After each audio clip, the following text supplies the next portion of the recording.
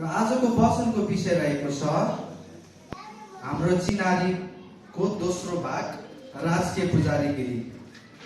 मैले तपाईहरुलाई बारम्बार भनेको छु, पहिलो पत्रुस 2:9 मा पत्रुसले मण्डलीको 5 पत्रे पहिचान अथवा 5 पत्रे चिनारीको विषयमा उहाँले बोल्नुभयो,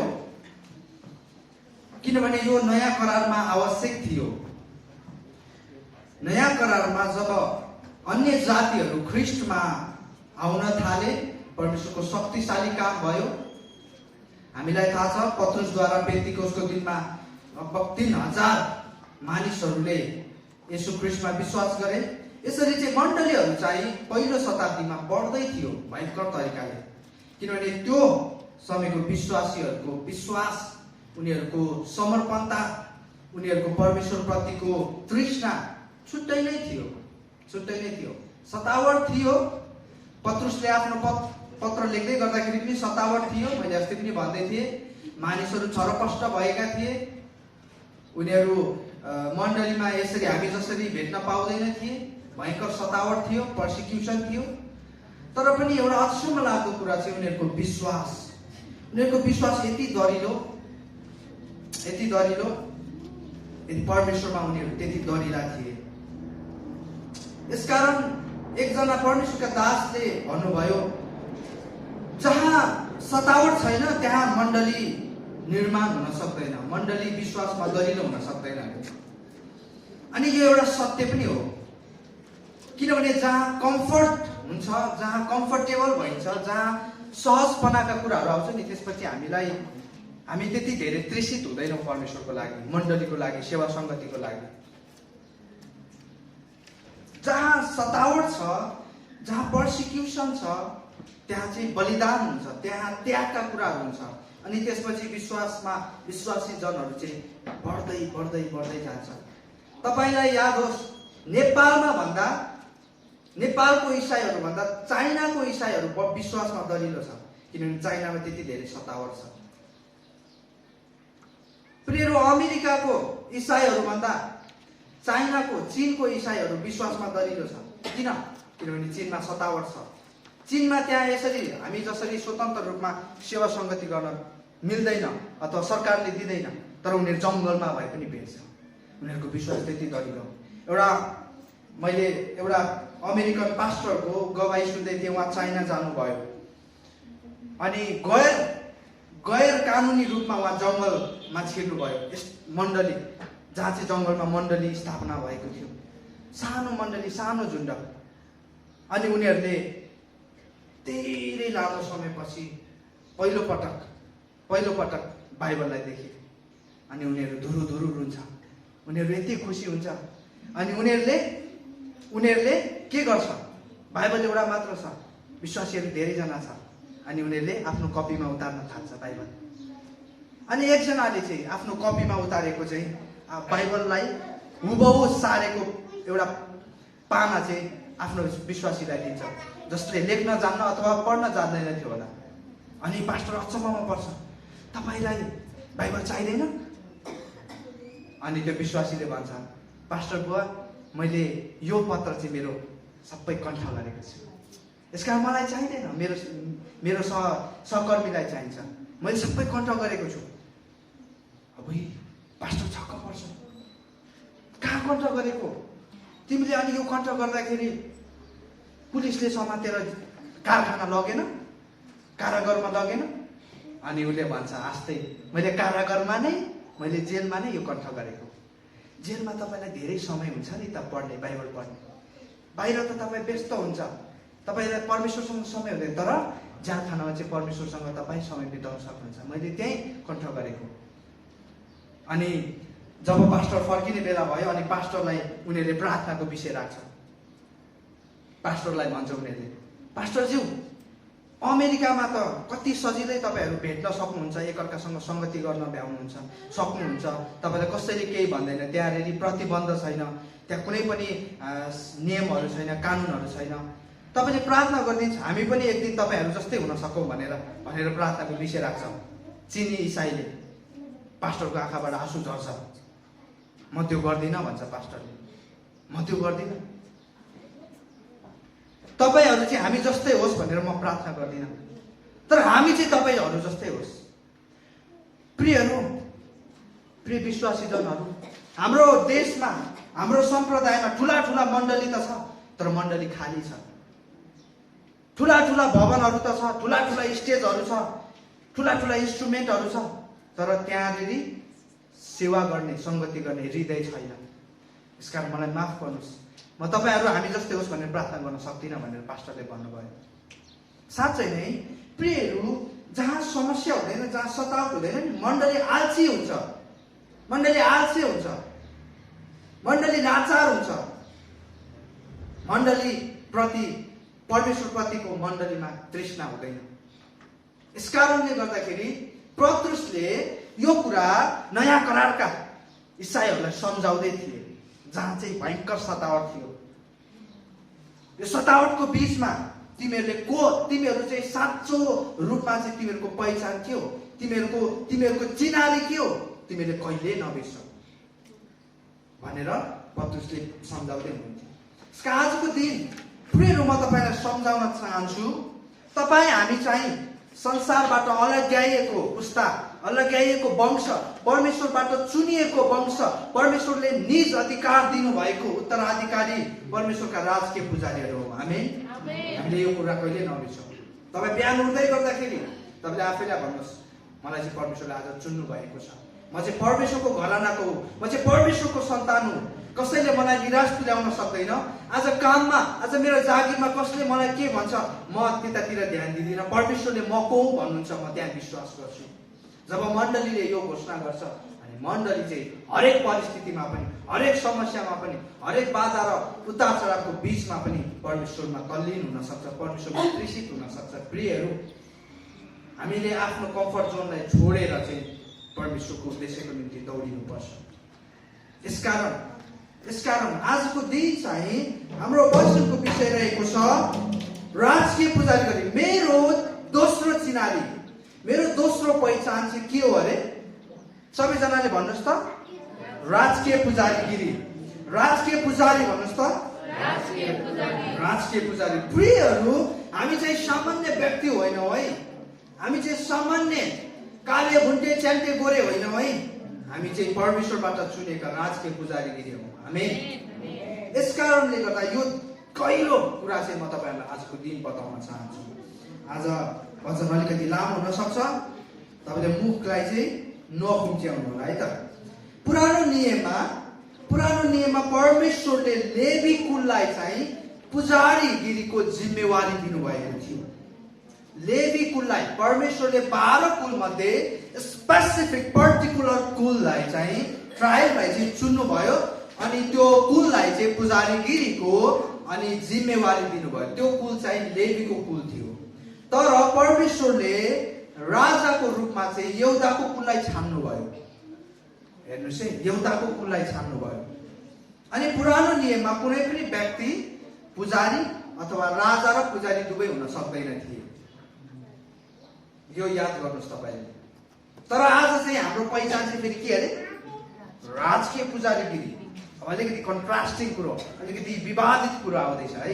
पुरानो नियममा चाहिँ परमेश्वरले लेवीको कुललाई पुजारीगिरीको जिम्मेवारी सुम्पनु भएको थियो, तर यहुदाको कुललाई चाहिँ उहाँले राजाको रूपमा सुम्पनु भयो। अनि कुनै पनि व्यक्ति पुरानो नियममा राजा र पुजारी दुवै हुन सक्दैन थिए। हामीलाई याद छ, जब उजिया राजाले घमण्ड गरेर पुजारीको काम चाहिँ उसले घमण्ड गरेर चाहिँ गर्न खोजेको थियो, र गर्दाखेरि चाहिँ के भयो अरे? उजिया राजालाई चाहिँ परमेश्वरले दण्ड दिनुभयो, किनभने पुजारीको निम्ति चाहिँ राजालाई होइन तर लेवीको कुललाई चाहिँ परमेश्वरले चुन्नु भएको थियो।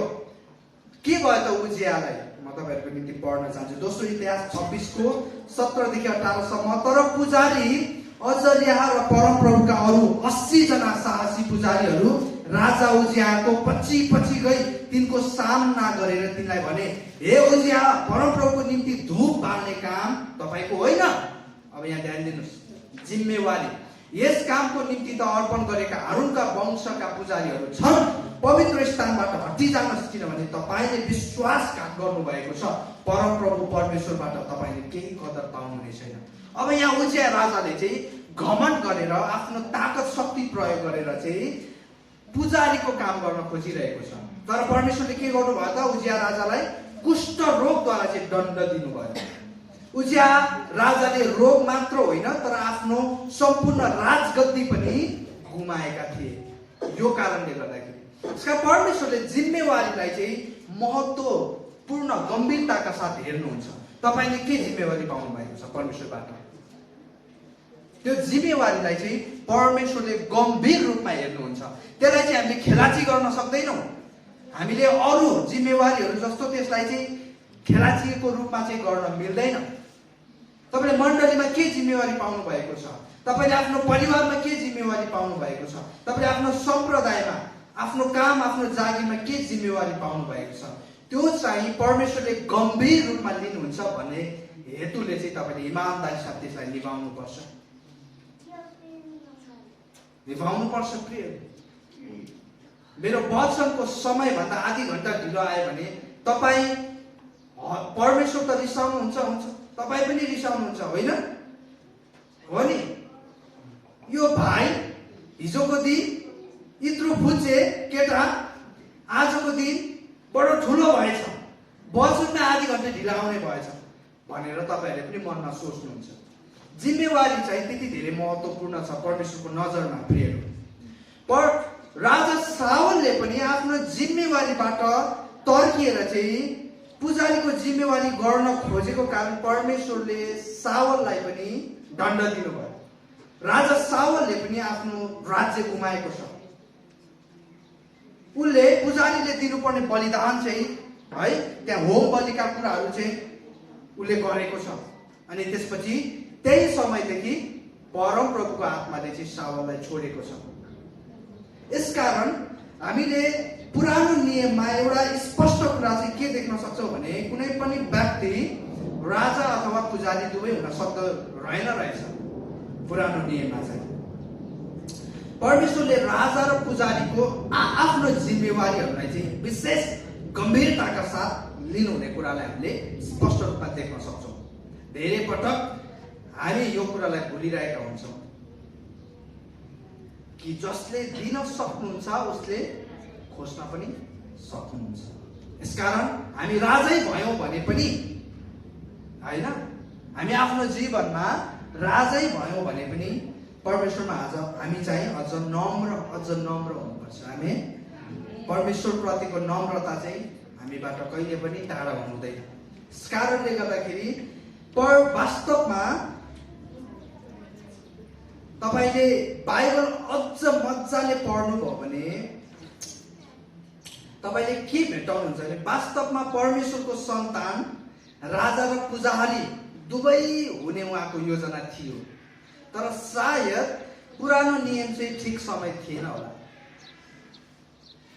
यस कारणले गर्दा परमेश्वरले अनुमति दिनु भएन। परमेश्वर सधैँ आफ्नो सन्तान तपाईँ र म, उहाँको मण्डली राजा र पुजारी दुवै होस् भन्ने उहाँको इच्छा हो।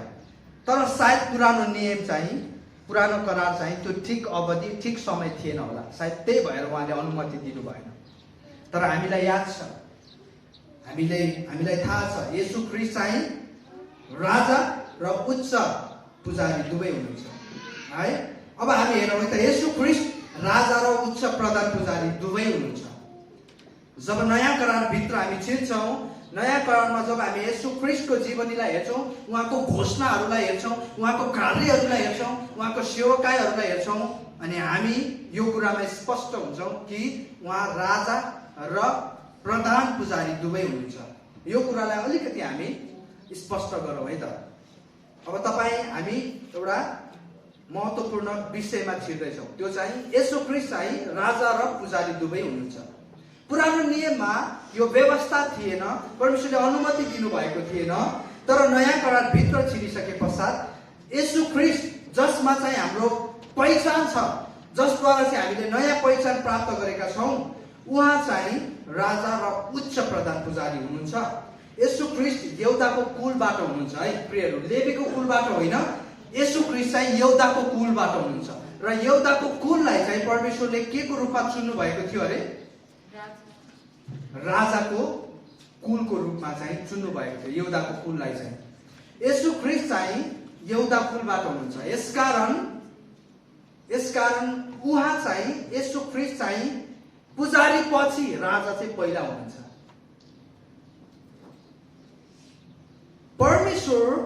परमेश्वरले सधैँ बाइबल धर्मशास्त्रमा परमेश्वर एउटा कुरामा सधैँ स्पष्ट हुनुहुन्छ। परमेश्वरले धर्म होइन तर राज्य चाहनुहुन्छ। परमेश्वर धर्म होइन तर के चाहनुहुन्छ? राज्य चाहनुहुन्छ है। म तपाईँलाई स्पष्ट बताउन चाहन्छु। यूहन्ना 18:36 मा येशू ख्रीष्टले स्पष्ट रूपमा भन्नुभयो मेरो राज्य, उहाँले मेरो धर्म भन्नु भएन, उहाँले के भन्नुभयो? मेरो राज्य चाहिँ यस संसारको होइन। मेरो राज्य यस संसारको हुँदो हो त मेरा सेवकहरू मेरो निम्ति लड्ने थिए र म यहुदीहरूको हातमा पर्ने थिइनँ। तर मेरो राज्य यस संसारको होइन। येशू ख्रीष्ट स्पष्ट बताउँदै हुनुहुन्छ उहाँ राज्य चाहनुहुन्छ, उहाँ राज्य स्थापना गर्न आउनु भएको हो। हामी पनि स्पष्ट हुनुपर्छ। परमेश्वर धर्म होइन तर के चाहनुहुन्छ? राज्य चाहनुहुन्छ। यसकारण येशू ख्रीष्टले हामीलाई कसरी प्रार्थना गर्न सिकाउनु भयो? परमेश्वरको राज्य आओस् भनेर चाहिँ मत्ती 6:10 मा चाहिँ यसरी हामीलाई प्रार्थना गर्न सिकाउनु भयो। अझ थप येशू ख्रीष्टले प्रचार गर्नुभएको उहाँको पहिलो सार्वजनिक प्रचार पब्लिक प्रिचिङमा उहाँले के भन्नुभयो? पश्चाताप गर, किनभने स्वर्गको राज्य नजिक आइपुगेको छ। यी खण्डहरूले हामी के स्पष्ट हुन्छ भने परमेश्वर धर्म होइन तर के चाहनुहुन्छ? राज्य र राजाहरू चाहनुहुन्छ। राज्यमा चाहिँ राजा हुन्छ। प्रिय, यसकारण येशू ख्रीष्ट चाहिँ त्यो राजा हुनुहुन्छ र येशू ख्रीष्ट चाहिँ राजकीय प्रधान पुजारी पनि हुनुहुन्छ। कसरी? अब हामी हेरौँ है त। हिब्रूका लेखकले येशू ख्रीष्टलाई चाहिँ मल्कीसेदेकसँग दाँजेका छन्। अब मल्कीसेदेक को हुन् त? त्यसो भए हिब्रूको 7 अध्यायको 11 देखि 14 सम्मको सानो खण्डलाई हेरौँ अनि त्यसपछि मल्कीसेदेकको विषयमा थोरै कुराहरू जान्नेछौँ अनि हामी अगाडि जान्छौँ है त। हिब्रू 7:11 देखि 14 सम्म। अब यदि लेवीको पुजारी पदद्वारा सिद्धता प्राप्त हुँदो हो त, किनभने यसैको आधारमा मानिसहरूलाई व्यवस्था मिलेको थियो। हारूनको दर्जा बमोजिम नै नभएर फेरि मल्कीसेदेकको दर्जा अनुसार अर्को पुजारी खडा हुनलाई के जरुरत पर्थ्यो? लेवीले पापबाट मुक्ति दिन सक्दैन थियो भन्ने कुरा चाहिँ यहाँनिर बताउँदै हुनुहुन्छ। पुजारी चाहिँ एउटा मध्यस्थकर्ताको रूपमा मात्र थियो पुरानो करारमा भनेर हिब्रूका लेखकले बताउँदै हुनुहुन्छ। 12 किनकि पुजारी पद बदलिँदा व्यवस्था पनि बदल्नै पर्छ, किनकि जसको विषयमा यो कुराहरू भनिएका हुन् उहाँ त अर्कै कुलका हुनुहुन्छ। उहाँ त लेवी कुलका हुनुहुन्न, उहाँ त यहुदा कुलको हुनुहुन्छ, जुन कुलबाट कसैले पनि कहिल्यै वेदीमा सेवा गरेको छैन। यहुदा कुलले चाहिँ हिजोको दिनमा पुरानो नियममा चाहिँ कहिले पनि वेदीमा मन्दिरमा के गर्न सक्दैन थिए? सेवा गर्न सक्दैन थिए। यहुदाको कुलको राजाहरूले बलिदानहरू चढाउन सक्दैनथे, सेवा गर्न सक्दैन थिए, आराधना चढाउन सक्दैन, मध्यस्थकर्ताको रूपमा उनीहरूले काम गर्न सक्दैन थिए। यसकारण हिब्रूका लेखकले के भन्दै हुन्छ? जुन कुलबाट कसैले पनि वेदीमा सेवा गरेको छैन।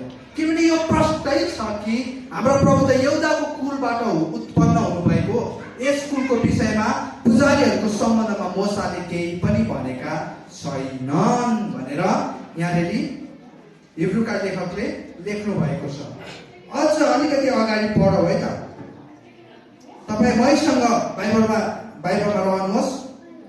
हिब्रूका लेखकले अब येशू ख्रीष्टलाई चाहिँ स्पष्ट रूपमा बताउँदैछन् कि उहाँ चाहिँ यहुदा कुलबाट हुनुहुन्थ्यो, उहाँ चाहिँ लेवीको कुलबाट हुनुहुन्थेन, उहाँ प्रधान। अब उहाँ पुजारीहरू आउने कुलबाट हुनुहुन्थेन, उहाँ चाहिँ यहुदाको कुलबाट हुनुहुन्थ्यो, जुन कुलबाट चाहिँ राजाहरू मात्र आउँदछन्।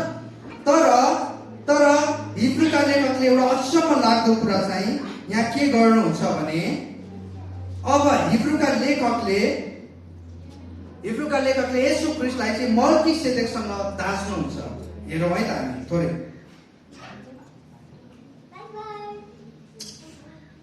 हिब्रू 7:1 देखि यिनै मल्किसेदेक सालेमका राजा र सर्वोच्च परमेश्वरका पुजारी थिए। राजाहरूलाई परास्त गरेर फर्कदा यिनले अब्रामलाई भेटे र तिनलाई आशीर्वाद दिए।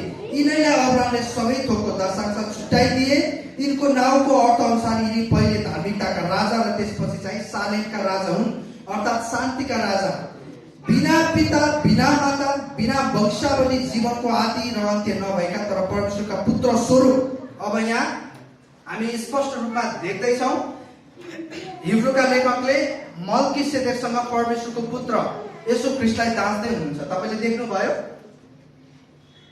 बिना पिता, बिना माता, बिना वंशावली, जीवनको आदि र अन्त्य नभएका तर परमेश्वरका पुत्र स्वरूप यिनी सदाका पुजारी भइरहन्छन्। अब हामीले ध्यान दिनुपर्छ, मल्किसेदेक को थिए त? उत्पत्ति 14:18 देखि 20 सम्म मल्किसेदेकको विषयमा छोटो परिचय हामी भेट्न सक्छौँ। मल्किसेदेकको अर्थ चाहिँ धार्मिकताको राजा हुन्छ, जो सालेमका राजा थिए भनेर हिब्रूका लेखकले भन्नुभयो। मलाई ध्यान दिनुहोस् है। जो चाहिँ सालेमका राजा थिए, सालेमको अर्थ शान्ति अथवा मिलाप भन्ने हुन्छ, र उनी चाहिँ सर्वोच्च, जसलाई चाहिँ हिब्रूमा एलियोन भन्ने शब्द प्रयोग गरिएको, सर्वोच्च परमेश्वरका चाहिँ पुजारी थिए। मल्किसेदेक चाहिँ पुरानो करारमा, पुरानो नियममा चाहिँ राजा र पुजारी दुवै थिए। अब मैले अघि भने पुरानो नियममा त कोही पनि राजा र पुजारी दुवै हुन सक्दैन थिए। त्यसै मल्किसेदेक चाहिँ कसरी राजा र पुजारी दुवै भए त? अब तपाईले ध्यान दिनुहोस्, मैले तपाईहरुलाई बताउँदैछु मल्किसेदेकको परिचय चाहिँ हामी कहाँ भेट्टाउँछौँ भने, कहाँ भेट्टाउँछौँ? तपाईले मलाई सुन्नै भएको छ जस्तो लाग्यो। म यहाँबाट सिधै चिचाको मात्रै हो त। उत्पत्ति 14:18 देखि 20 सम्म मल्किसेदेकको विषयमा हामी छोटो परिचय भेट्टाउँछौँ, धेरै होइन, छोटो। उत्पत्ति चाहिँ कहाँ छ? उत्पत्ति चाहिँ कहाँ छ? बाइबलको सुरुको पुस्तक चाहिँ उत्पत्ति हो, जहाँ चाहिँ व्यवस्था दिइएको थिएन। मोसाद्वारा चाहिँ परमेश्वरले व्यवस्था दिनु। यो चाहिँ व्यवस्था भन्दा अगाडिको कुरा मैले गर्दैछु है। यसकारणले मल्किसेदेक चाहिँ पुरानो नियममा राजा र पुजारी दुवै थिए। अब येशू ख्रीष्ट राजा हुनुहुन्छ, किनभने उहाँ राज्य स्थापना गर्न आउनु भएको। उहाँको आफ्नै राज्य छ, जुन उहाँको राज्य चाहिँ संसारको होइन भनेर मैले अघि पनि भने। तर उहाँ पुजारी चाहिँ कसरी हुनुहुन्छ त? उहाँ चाहिँ मल्किसेदेकसँग दाँजिएको हुनुहुन्छ। हिब्रूका लेखकले त्यही कुरा गर्नु भएको छ। अनि मल्किसेदेक चाहिँ राजा र पुजारी दुवै थिए। र येशू ख्रीष्ट चाहिँ नयाँ करारको प्रधान पुजारी, उच्च प्रधान पुजारी हुनुहुन्छ, जसलाई चाहिँ हिब्रूका लेखकले मध्यस्थकर्ता पनि भनेका छन् है। पुरानो नियममा मध्यस्थकर्ताको काम चाहिँ पुजारीले मात्रै गर्न सक्थे। तपाईँ परमेश्वरको उपस्थितिमा डाइरेक्टली जान सक्नुहुन्न थियो। तपाईले ल्याउनु भएको भेटी, तपाईले ल्याउनु भएको बलिदानका कुराहरू, कोसेलीका कुराहरू, उपहारका कुराहरू हरेक चाहिँ प्रधान पुजारीले अथवा पुजारीहरूद्वारा मात्रै तपाईले परमेश्वरलाई चढाउन सक्नुहुन्थ्यो। यसको मतलब तपाईँ र परमेश्वरको बीचमा चाहिँ पुजारीले मध्यस्थकर्ताको काम गर्दथे पुरानो नियममा।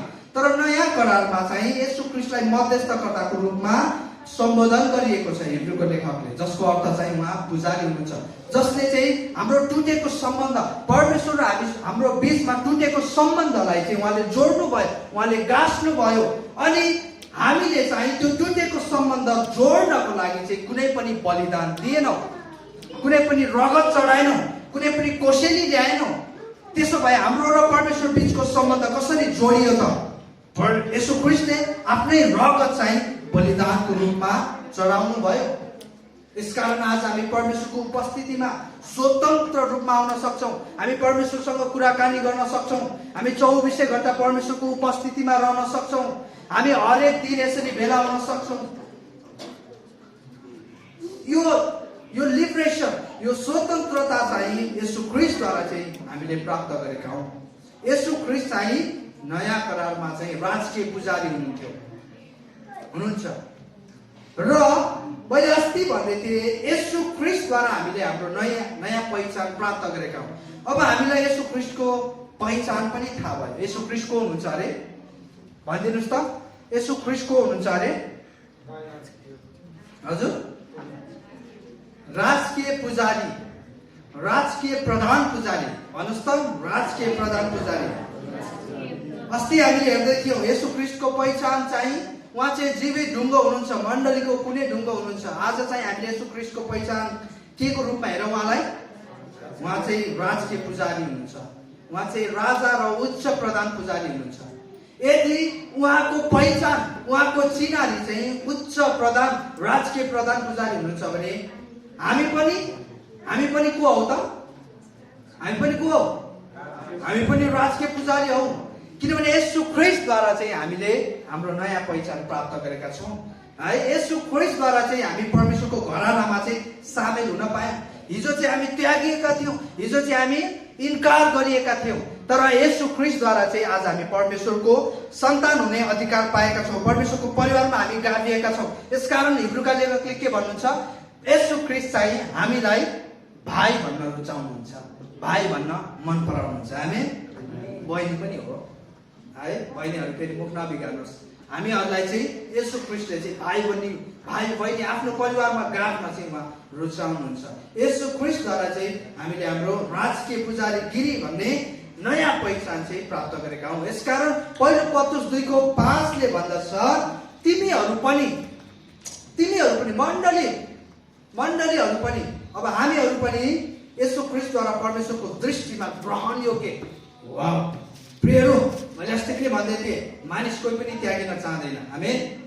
मानिसको स्वभाव हो, मानिस चाहिँ प्रेम गरिन चाहन्छ, मानिस चाहिँ आफू महत्त्वको छु भन्ने ठान्नु उसलाई चाहिँ पर्छ। मैले अस्ति पनि भन्दै थिएँ, तपाईँ यस मण्डलीमा आउनुभयो, तपाईँले कसैले पनि जयमसी गरेन, कसैले पनि सम्बोधन गरेन, हेरेर पनि नदेखेको जस्तो गर्यो भने तपाईँको हृदय दुख्छ, तपाईँलाई चित्त दुख्छ है। अब म कहिले पनि जाँदिनँ मण्डली त भन्नुहुन्छ, हो कि होइन? मानिस स्वीकारिन चाहन्छ, मानिसको स्वभाव हो। अनि हामी कुनै समय चाहिँ त्यागिएका थियौँ, तर येशू ख्रीष्टद्वारा परमेश्वरको दृष्टिमा हामी ग्रहण योग्य आत्मिकी बलिदान चढाउने पवित्र पुजारीगिरीको निम्ति जीवित पत्थरहरू चाहिँ आत्मिकी घर बन्दै जान्छ। यसकारण पहिलो पत्रुस 2:5 पनि यो कुरा स्पष्ट गर्छ कि येशू ख्रीष्टद्वारा हामीले राजकीय पुजारीको नयाँ पहिचान प्राप्त गरेका हौँ। तर अब हाम्रो जिम्मेवारीहरू छ। हेर्नुहोस्, राजाको पद प्राप्त गर्न जति कठिन छ, त्यसपछि अझ कठिन चाहिँ त्यसलाई त्यो पदमा रहेर आफ्नो जिम्मेवारी निभाउनु चाहिँ अझ कठिन छ। यसकारणले हामीले जुन पहिचान प्राप्त गरेका छौँ, त्यो पहिचान सँगसँगै हामीले चुनौती प्राप्त गरेका छौँ, च्यालेन्ज प्राप्त गरेका छौँ।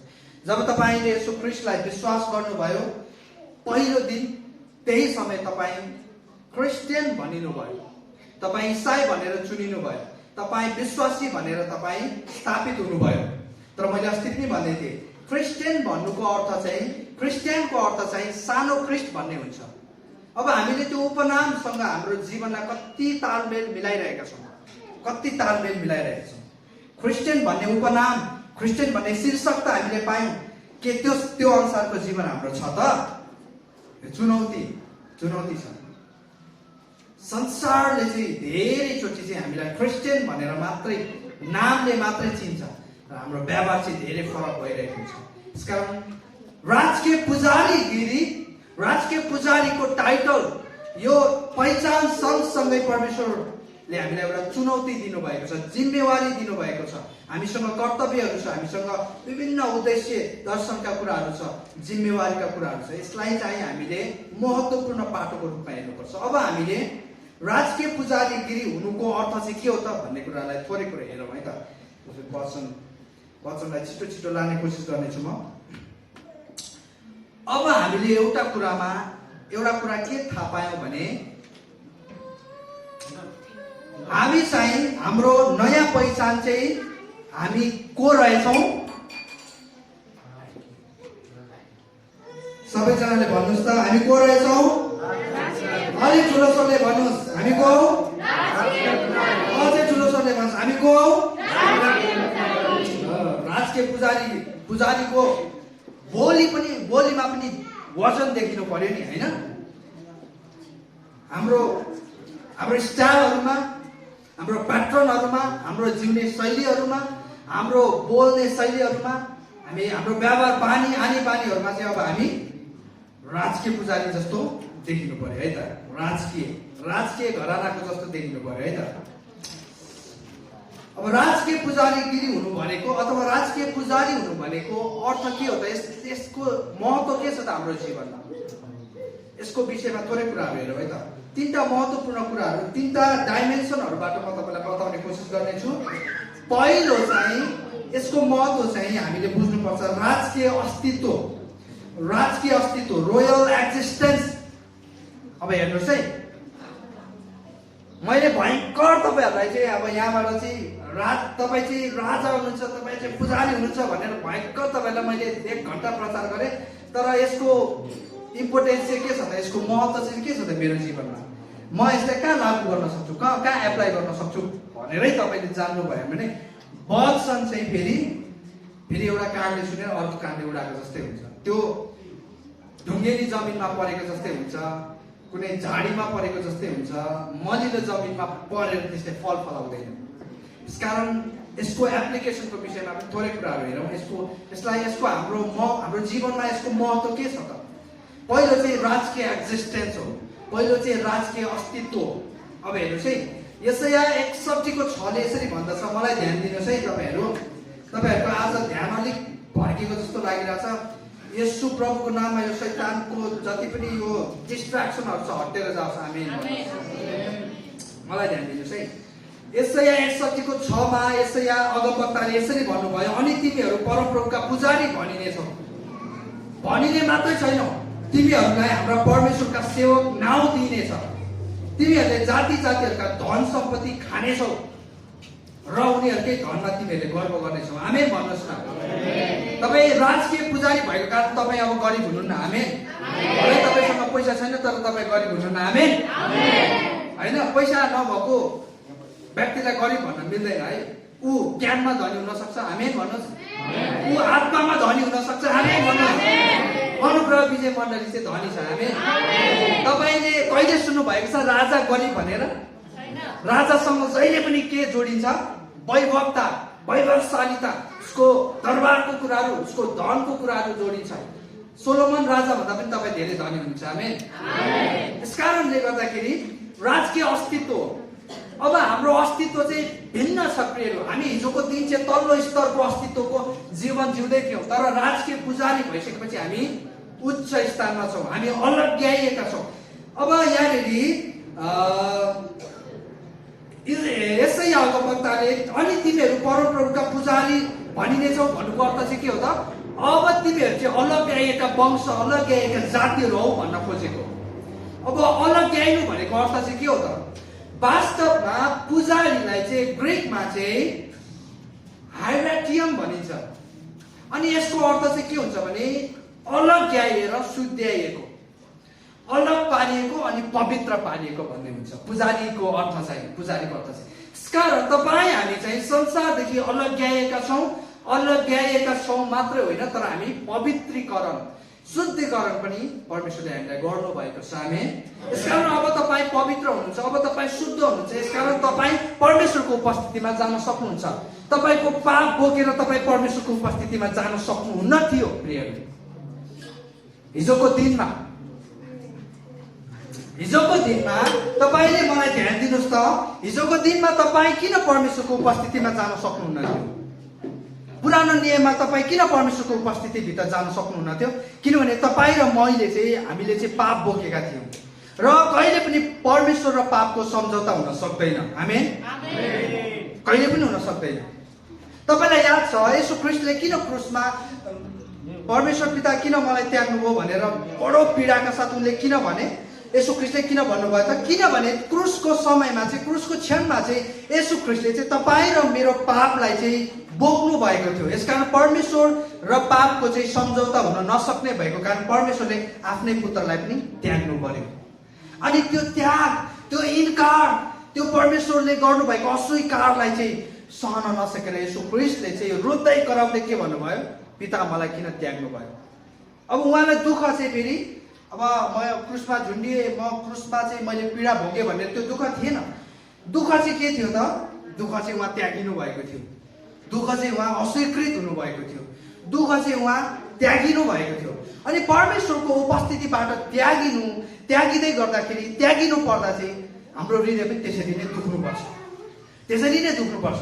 कसैलाई मण्डली, कोही व्यक्ति, कोही इसाई चाहिँ मण्डली जान परेन भने साह्रो खुसी हुन्छ, घरमा आएर उपरकोटी लगाएर टिभी हेर्दै, फिल्म हेर्दै बस्छ।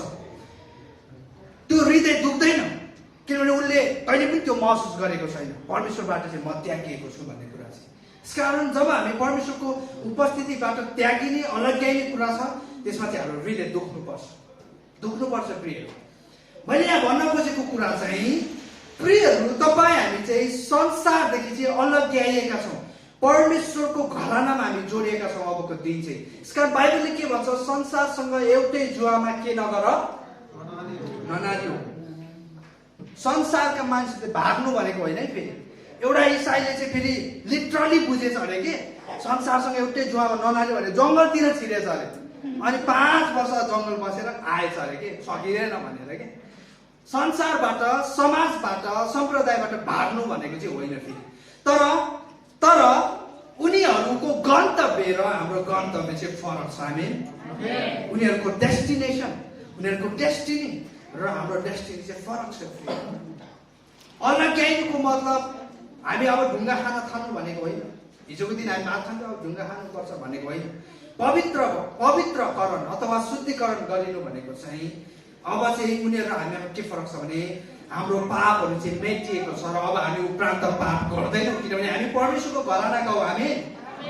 हामी चाहिँ राजकीय घरानाका हौ। यसकारण अस्ति मैले राजकुमारको कथा तपाईँलाई बताउँदै थिएँ, किनभने म चाहिँ राजा हुनको निम्ति जन्मेको, यसकारण मैले यो कुरा गर्न मिल्दैन, मैले त्यो कुरा गर्न मिल्दैन, किनभने म राजा हुनको निम्ति जन्मेको है, राजा हुनको निम्ति।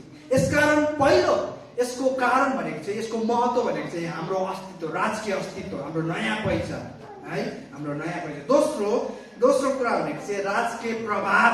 तपाईँले लेख्नुहोस्, रोयल इन्फ्लुएन्स। पहिलो चाहिँ रोयल एक्जिस्टेन्स, अनि दोस्रो चाहिँ रोयल इन्फ्लुएन्स। रोयल इनफिल्ड भनेर नलेख्नुहोस् है त, रोयल इन्फ्लुएन्स, राजकीय प्रभाव।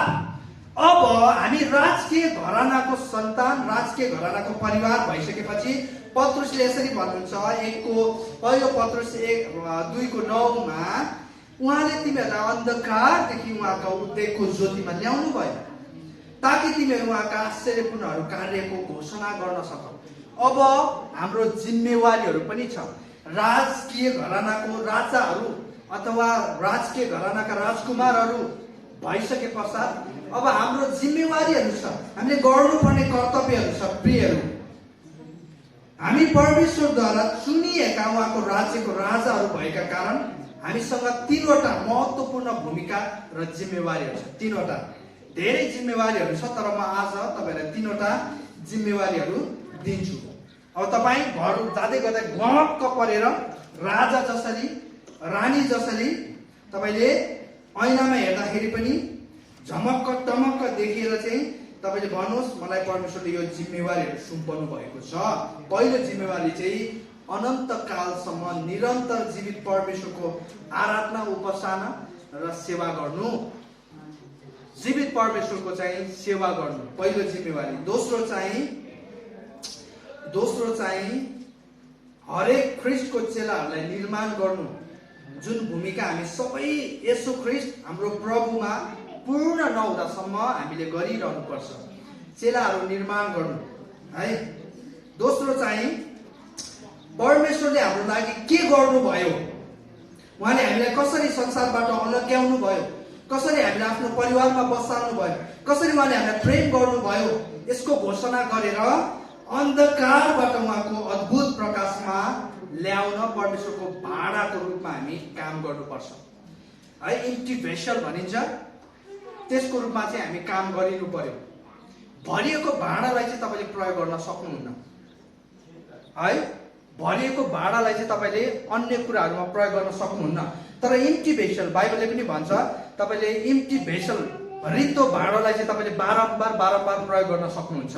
जुन व्यक्ति जुन इसाई चाहिँ अलरेडी घमण्डले भरिएको छ त्यो इसाईलाई चाहिँ त्यो व्यक्तिलाई चाहिँ परमेश्वरले प्रयोग परिचालन गर्न सक्नुहुन्न।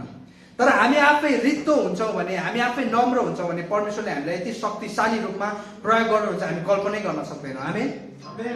कारण तपाईँ राजा त हुनुहुन्छ, तर राजा हो भनेर परमेश्वरको अगाडि घमण्ड लिनु चाहिँ फेरि हाम्रो मूर्खता पनि हुन सक्छ।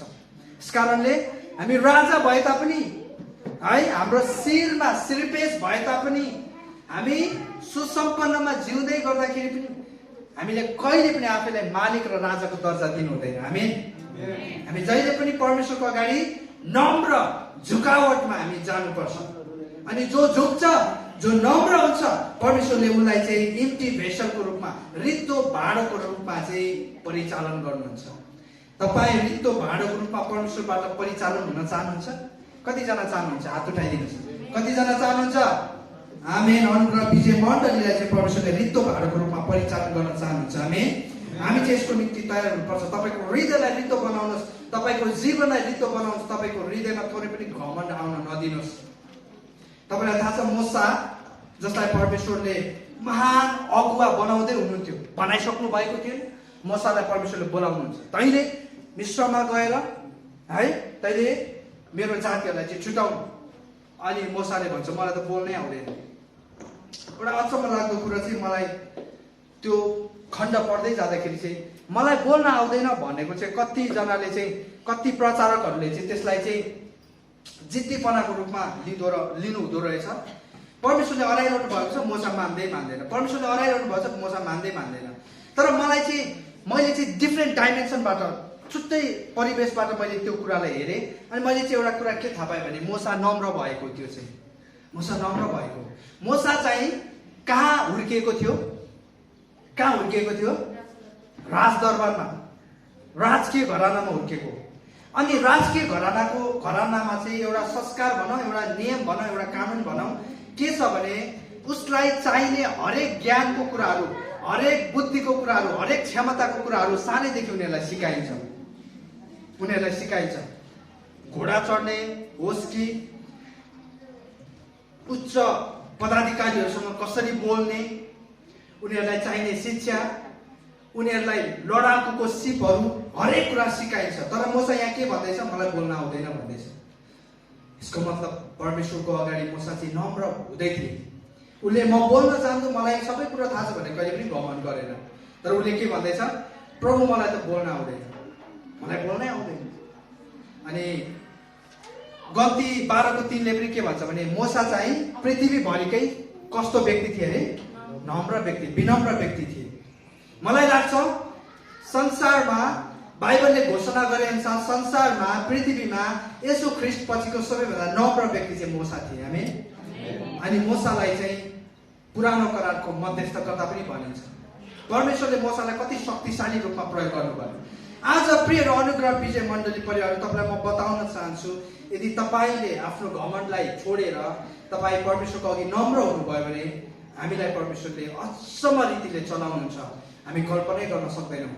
हामी जुन स्थानमा छौँ, जुन परिस्थितिमा छौँ, जुन अवस्थामा छौँ, हामीलाई परमेश्वरले कुन गन्तव्यमा लानुहुन्छ हामी कहिले पनि कल्पनै गर्न सक्दैनौँ। यसकारण परमेश्वरको अघि जहिले पनि हामी पूर्ण समर्पणताका साथ आउनुपर्छ। दमस्कसको यात्रामा दमस्कसको बाटोतर्फको यात्रामा पावलले सम्पूर्ण अस्तित्व ख्रीष्टमा समर्पण गरेको छ। चेक गर्नुहोस्, तपाईँले गर्नुहोस्। अझ पावलले के भन्छ? म मरे भने पनि म जिए पनि येशू ख्रीष्ट परमेश्वरको महिमा भएको छ। यशायाले पनि शाही राजकीय पुजारीको रूपमा हाम्रो जिम्मेवारीलाई पूर्ण आत्मसमर्पण चाहिन्छ भन्ने कुरा बताउनु भयो। जब परमेश्वरले यशाया अगमवक्तालाई आफ्नो महिमा घोषणा गर्नुभयो, अगमवक्ताले आफूलाई पूर्ण रूपमा परमेश्वरमा समर्पण गरेको छ। यदि हामी प्रभाव पार्न चाहन्छौँ भने हामीले नम्रताबाट सुरु गर्नुपर्छ, नम्र व्यक्ति भएर सुरु गर्नुपर्छ है। नम्र हुनु, प्रेम गर्नु भनेको चाहिँ कसैको पाप, कसैको गल्तीलाई चाहिँ स्वीकार्नु भनेको चाहिँ होइन। प्रेममा चाहिँ त्यो हुँदैन, नम्रतामा चाहिँ त्यो हुँदैन। यसकारण यदि हामी यदि हामी राजकीय पुजारीहरू हौ भने हाम्रो जिम्मेवारी चाहिँ हामीले परमेश्वरको महिमा गर्नु, दोस्रो चाहिँ चेला निर्माण गर्नु। यसकारण येशू ख्रीष्टले जाओ भन्नुभयो, कसलाई भन्नुभयो? सबैलाई भन्नुभयो। तेस्रो चाहिँ परमेश्वरको कार्यहरूलाई घोषणा गर्नु।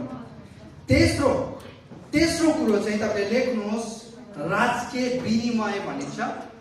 राजकीय विनिमय, रोयल एक्सचेन्ज भनिन्छ। राजकीय पुजारीगिरी किन हाम्रो जीवनमा आवश्यक छ भने यसले चाहिँ हाम्रो जीवनमा चाहिँ राजकीय विनिमय लिएर आयो। अब म तपाईँलाई एउटा कुरा बताउन चाहन्छु। रोयल एक्सचेन्ज, विनिमय भनेको चाहिँ साटासाट गर्नु है, साटासाट गर्नु, एक्सचेन्ज भनिन्छ। राजकीय एउटा संस्कार चाहिँ तपाईँ हामी हरेकलाई थाहा नहुन पनि सक्छ। एउटा राजकीय नियम भनौँ अथवा व्यवस्था भनौँ अथवा संस्कार भनौँ, एउटा राजकीय संस्कार चाहिँ एउटा के छ भने तपाईँ हामी यदि राजालाई भेट्न जाँदैछौँ भने हामी रित्तो हात लिएर जान मिल्दैन अथवा सक्दैनौँ। त्यो चाहिँ एउटा कानुन छ। अनि यो चाहिँ परमेश्वरको राजकीय घरानासँग जोडिएको पनि छ। तपाईँ यदि अहिले त हाम्रो देशमा पनि राजा छैन, तर यदि हामी राजालाई भेट्न जाँदैछौँ भने हामी रित्तो हात लिएर जानु हुँदैन राजालाई भेट्न। यसले चाहिँ अपशकुनलाई जनाउँछ। अब हामी अपशकुनलाई त विश्वास त गर्दैनौँ। ख्रीष्टमा आइसकेपछि तपाईँले बुझ्नुहोस् भनेर है, तपाईँले बुझ्नुहोस् भनेर मैले वचनबाट अपशकुन भन्ने शब्द चलाएको है। यसलाई अन्यथा नलिनुहोला। यसले चाहिँ तपाईँ रित्तो हात लिएर राजालाई भेट्न जाँदै हुनुहुन्छ भने यसले चाहिँ के जनाउँछ भने अपशकुनलाई जनाउँछ। यसकारण थाहा छ तपाईँहरूलाई, मैले नेहमियाको पुस्तक तपाईँहरूलाई पढाउँदै गर्दाखेरि जब नेहमिया राजाको अगाडि दुखी थिए, उदास थिए, तब राजाले नेहमियालाई सोध्छ तिमीलाई के भयो?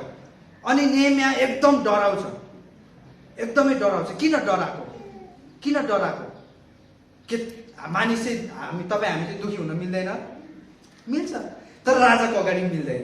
किन? यसले के देखाउँछ भने अपशकुन देखाउँछ। त्यो उदासीपनले चाहिँ राजाको हृदयलाई छुन्छ भन्ने विश्वास छ क्या मानिसहरूमा चाहिँ। यसकारण राजाको अगाडि तपाईँ दुखी हुन पाउनुहुन्न, उदास हुन पाउनुहुन्न, निराश हुन पाउनुहुन्न, रित्तो हात लिएर जानु। यो चाहिँ एउटा राजकीय संस्कार हो। यो चाहिँ राजालाई चाहिँ त्यो अन्धकारले, त्यो अँध्यारोले, तपाईँको निराशापनले, तपाईँको गरिबपनाले, तपाईँको अस्वस्थताले छुनु हुँदैन भन्ने अपशकुन विश्वास गर्छन् मानिसहरूले चाहिँ।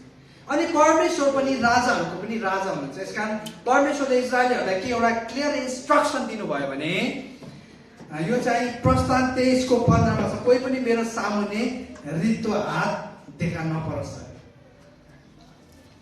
कोही पनि मेरो सामुन्ने रित्तो हात लिएर देखा नपरोस् भनेर परमेश्वरले इजरायलीहरूलाई एउटा क्लियर इन्स्ट्रक्सन दिनुभयो। तर एउटा रोचक कुरा चाहिँ, एउटा अचम्मको कुरा चाहिँ म तपाईँलाई बताउन चाहन्छु। रोचक कुरा चाहिँ जब तपाईँले राजाले केही लिएर जानुहुन्छ नि, तपाईँको उपहारले राजाको वैभवतालाई चाहिँ एउटा के भनौँ दबाब दिन्छ। राजाले प्रेसर, दबाब फिल गर्नुहुन्छ, महसुस गर्नुहुन्छ। वैभवतालाई चाहिँ त्यसले चाहिँ चुनौती दिइरहेको हुन्छ। यसकारण राजाले तपाईँले ल्याउनु भएको भन्दा राजाको आफ्नो वैभवता देखाउनको निम्ति, राजाको उदारता देखाउनको निम्ति तपाईँले ल्याउनु भएको भन्दा सयौं हजारौं गुणा बहुमूल्य र अनमोल उपहार चाहिँ तपाईँलाई फेरि राजाले फिर्ता गर्नुहुन्छ। किनभने तपाईँले राजाले के ल्याउनु भयो? उपहार ल्याउनु भयो। अब राजाले कहिले पनि तपाईँले रित्तो हात फर्काउँदैन। किनभने त्यो उपहारले चाहिँ राजाले के दियो त? दबाब दियो, च्यालेन्ज दियो, चुनौती दियो। अब राजा चुप बस्न सक्दैन।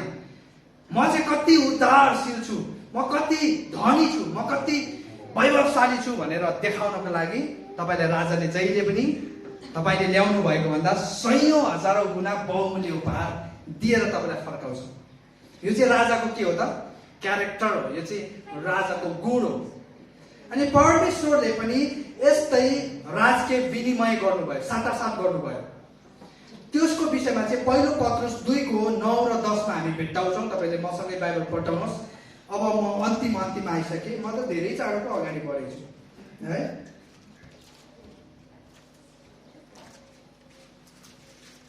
समय छ हामीसँग। म अन्तिम आइसकेँ है। यस्तै साटासाटको विषयमा यस्तै विनिमयको एक्सचेन्जको विषयमा पत्रुसले बताउनुहुन्छ। उहाँ पहिलो पत्रुस 2:9 देखि 10 मा यसरी पत्रुसले भन्छ, उहाँले तिमीहरूलाई अन्धकारदेखि उहाँका उद्देश्यको ज्योतिमा ल्याउनु। अब अन्धकारदेखि के साटासाट भएको छ?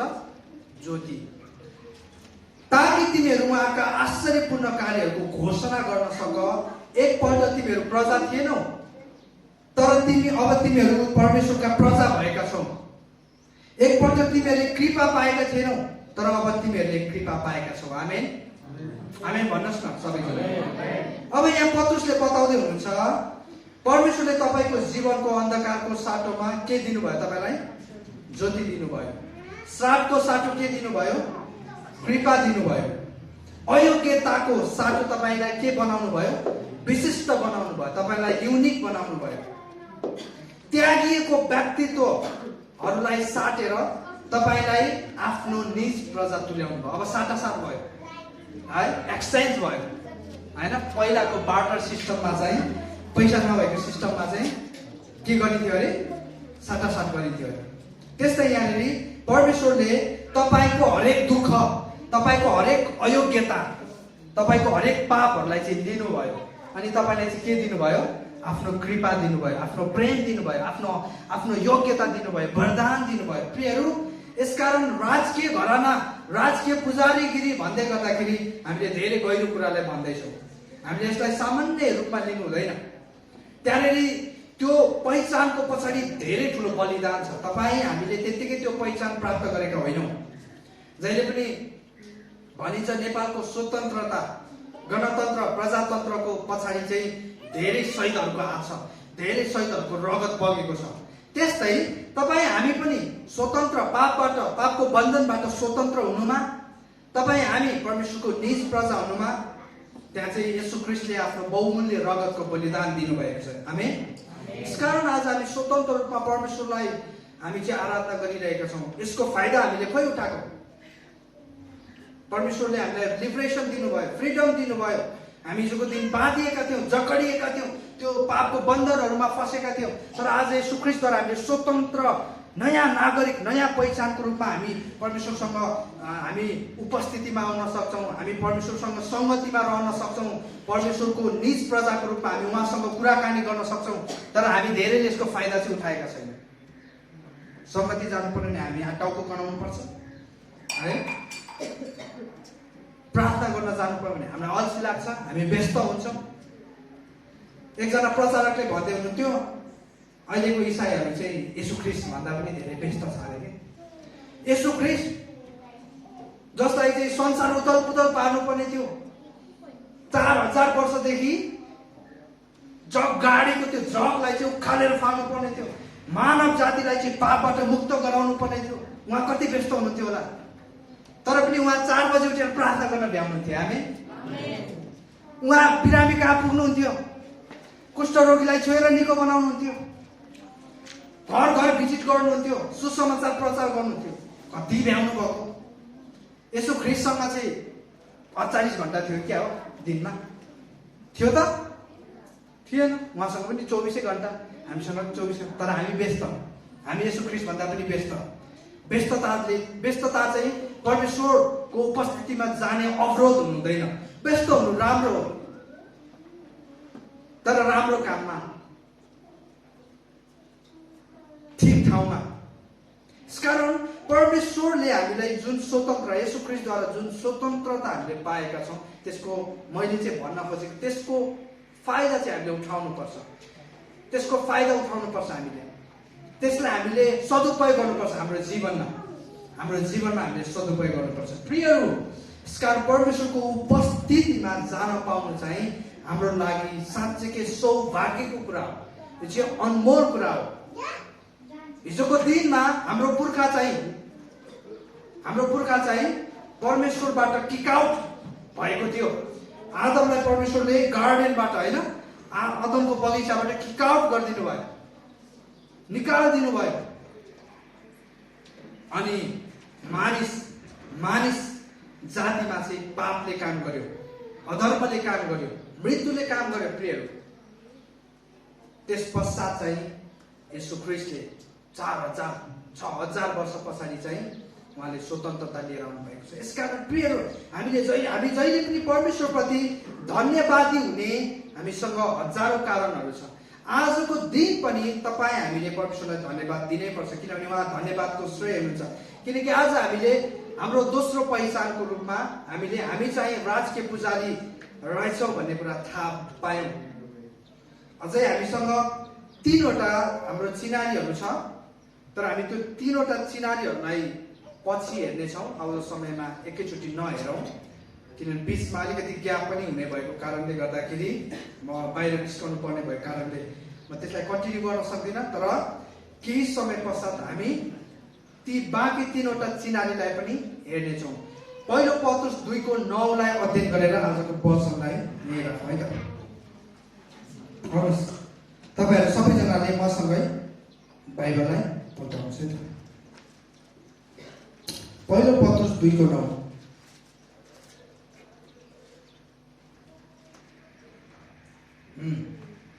तपाईँले पाउनुभयो? तपाईँले भेटाउनु भयो? आउनुहोस् हामी एकसाथ हामी यसलाई अध्ययन गरौँ, जसमा हाम्रो बाँकी 3वटा आइडेन्टिटीहरू पनि लुकेको छ। 2टा हामीले हेरिसक्यौँ। हामी एकसाथ पढ्नेछौँ अनि आजको वचन हामी हेरेछौँ है त। पहिलो पत्रुस 2:9। तर तिमीहरू त चुनिएका वंश, राजकीय पुजारीगिरी, पवित्र जाति, परमेश्वरका निजी प्रजा हौ। उहाँले तिमीहरूलाई अन्धकारदेखि उहाँका उद्देकको ज्योतिमा ल्याउनु भयो, ताकि तिमीहरू उहाँका आश्चर्यपूर्ण कार्यहरूको घोषणा गर्न सक। हामी परमेश्वरलाई ताली बजाएर धन्यवाद दिन्छौँ। हामी समय प्रार्थना गर्दछौँ। प्रभु, हामी तपाईँलाई धन्यवाद दिँदछौँ। तपाईँ असीम दयालुकारी परमेश्वर पिता। प्रभु, तपाईँ जो हुनुहुन्थ्यो, जो हुनुहुन्छ र जो हुनुहुनेछ सदा सर्वदा। प्रभु, तपाईँले भन्नुभयो म हुँ जो म हुँ, किनभने तपाईँ प्रभु हुनुहुन्छ, तपाईँ हाम्रो मालिक हुनुहुन्छ, तपाईँ सारा सृष्टिका, सारा वैभवको सृष्टिकर्ता हुनुहुन्छ। प्रभु, तपाईँलाई हामी विशेष धन्यवाद दिन चाहन्छौँ। आज पनि प्रभु, तपाईँले हामीलाई आफ्नो पहिचान, आफ्नो चिनारी, म को हुँ, म ख्रीष्टमा म को हुँ, मेरो पहिचान के हो, मेरो अस्तित्व के हो, म तपाईँको नजरमा को हुँ भन्ने कुरा तपाईँले मलाई बताउनु भयो। म धन्यवाद दिँदछु। तपाईँ हिजोको दिन म त्यागिएको थिएँ, तर तपाईँले मलाई स्वीकार्नु भयो। म इन्कार, अस्वीकृत व्यक्ति थिएँ, तर तपाईँले मलाई आफ्नै निज प्रजाको रूपमा स्वीकार गर्नुभयो। तपाईँले मलाई ग्रहण गर्नुभयो। प्रभु, तपाईँलाई म धन्यवाद दिँदछु। साथै प्रभु, हाम्रो एटिट्युडहरू, हाम्रो सोच्ने शैलीहरू, हाम्रो जीवनका आनी बानीहरू अब आउँदो समयमा बदलिनेछ भन्ने म विश्वास गर्दछु। हामी हरेक दिन ख्रीष्टको पहिचानमा रूपान्तरित हुँदै जानेछौँ, रूपान्तरित हुँदै जानेछौँ। प्रभु, म तपाईँलाई धन्यवाद दिँदछु। धन्यवाद छ प्रभु, यो सुन्दर वचनको निम्ति तपाईँ हाम्रो बिचमा बोल्नुभयो।